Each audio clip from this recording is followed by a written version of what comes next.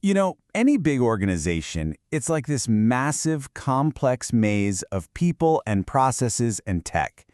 Getting through it successfully isn't just about luck, it's a science. So today, we're going to break down how you can create a map of your entire business and turn all that complexity into a serious competitive advantage. I mean, just think about it for a second. How in the world does a global company with thousands of employees and just countless moving parts keep itself from spiraling into total chaos? What's the real difference between the companies that innovate and grow and the ones that just get stuck, tangled up in their own complexity? Well, the secret, it's this thing called business process modeling. At its heart, it's the art of creating a super detailed blueprint for your entire company, a map that doesn't just show you where the pieces are, but how every single one of them connects and actually works together. Okay, so the goal is to create a blueprint. But why is this so incredibly important? Well, because in today's world, you simply can't manage what you can't see. The very first and maybe most important job of this map is to shine a huge spotlight into all that operational chaos and finally give leaders a way to get a real handle on things. And the benefits of having this clear model, they're huge, and you see them right away. For one, you can simulate changes. You can see what the impact will be before you spend a single dollar, which makes trying new things way faster and cheaper. You finally get a clear, solid baseline to measure how you're doing. And maybe the best part? A simple visual map cuts through all the noise and jargon, making the business easy to understand for everyone, not just the folks who are willing to read a 500-page manual. Right, so a map sounds great, but a map is only as good as the information you use to draw it. So where does all this crucial information even come from? How do you actually gather the raw materials to build a map of the business that's accurate and, actually useful? The whole thing is kind of like a detective story, and it usually relies on three main techniques. First up, interviews. That means talking directly to the people who are in the trenches, the employees and managers living these processes day in and day out. Then, there's document analysis. You're digging through all the official handbooks and guides. But the real gold, the secret sauce, is often in that third step, direct observation. This is where an analyst is literally a fly on the wall, just watching how work really gets done and uncovering all those unwritten rules and clever workarounds that you'll never, ever find in the manual. Now, to make sure those interviews and observations are super effective, analysts use this simple but incredibly powerful tool called the 7W technique. It's basically a framework of questions that's designed to systematically pull apart any business process by asking 7 really fundamental questions. And it all kicks off with the single most powerful question you can ask in any business: why? Why is this process even here? Is the thing we're doing actually necessary? And why in the world does it have to be done this specific way?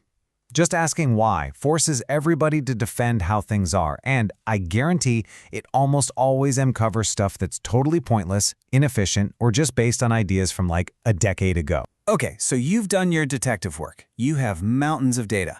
But here's the thing. Raw data by itself is pretty much useless. The most critical step is turning all that information into a smart, winning strategy.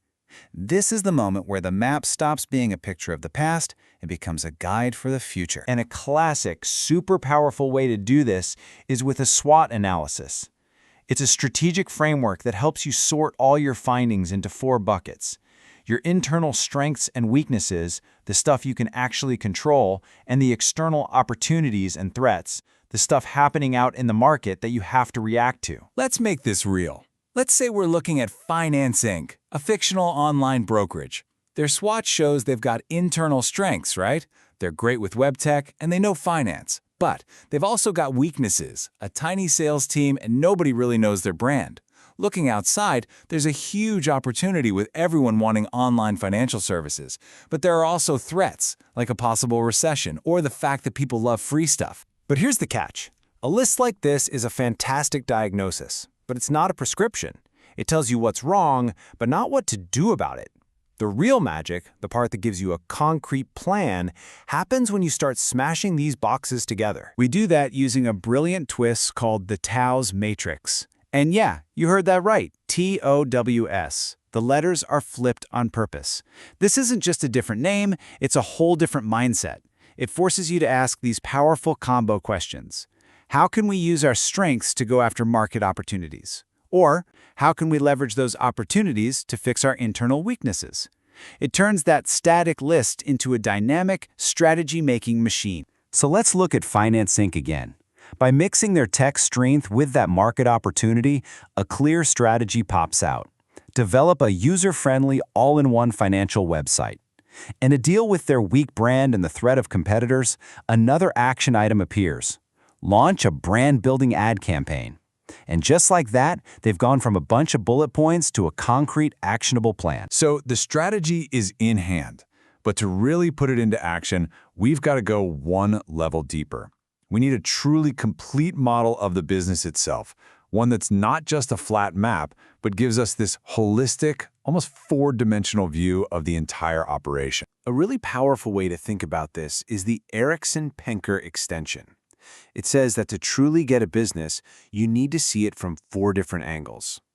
First is the business view, which is all about the big goals. That's your why. Second, the structure view, which looks at all your resources and products. That's the what.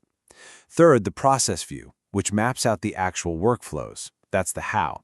And finally, the behavior view, which shows how everything interacts in the real world, answering who, when, and where. So when you combine all four of those views, you end up with a model that looks something like this. Now look, don't get bogged down by the specific terms here, just focus on the structure. This diagram is showing us the resources, the what, like different kinds of web pages. It's showing the interactions, the who, when, and where, like how an ad gets a user to that web page. And it's showing the processes, the how, like a user getting into a discussion. By layering these views, you get one complete, interconnected picture of how everything truly works together. So what's the big takeaway here? At the end of the day, business process modeling is all about transformation. It's about taking the messy, chaotic reality of a business and turning it into a blueprint of pure, simple clarity. This kind of map gives you the clarity you need to measure, to improve, and to innovate with real confidence. Which really just leaves one final thought, right? If you were to apply these same techniques to your own job or your own team, what hidden problems would you suddenly see? And maybe more importantly, what brilliant new opportunities would you uncover?